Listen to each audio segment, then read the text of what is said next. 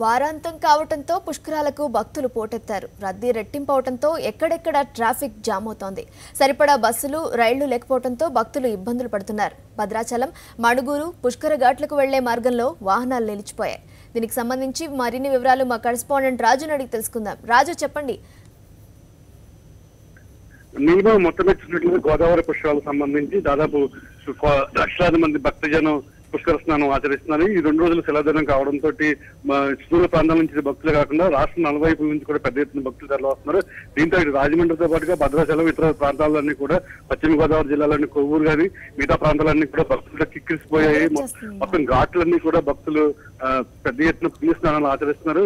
ఈ ఉదయం 9 గంటలలోపే రాజమండ్రిలో ఉన్నటువంటి 17 ఘాట్లలో దాదాపు 10 లక్షల మంది పైగా భక్తులు పుణ్యస్నానం ఆచరించారు. భక్తుల రద్దీతోటి ఇటు పశ్చిమ గోదావరితో పాటుగా తూర్పు గోదావరి జిల్లాలోని పెద్ద ఎత్తున ట్రాఫిక్ జామ్ పెద్ద ఎత్తున నిలిచిపోవడం జరిగింది.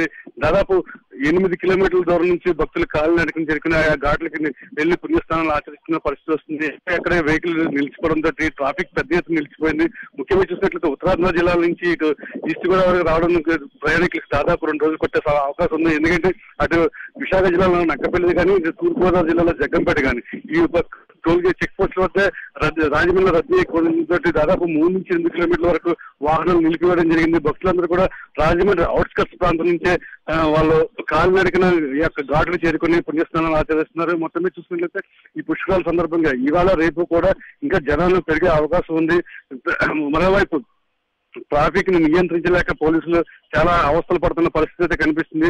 మొదటి రోజు కన్నా ఈసారి అంటే ఈ మొదటి రోజు కన్నా 2 జనం ఈ రోజు పుష్కరాలకు రావడం జరిగింది. రేపు కూడా ఇదే పరిస్థితి ఉంటుందని పోలీసులు ఒక అంచనా వేస్తున్నారు. మొత్తం మీద చూసుకున్నట్లయితే పుష్కరాల సందర్భంగా యాత్రికుల రద్దీ పెరిగింది. జనం ఇసుక వేస్తే రాలినంతగా జనం సందర్భం రాజమండ్రి వైపు.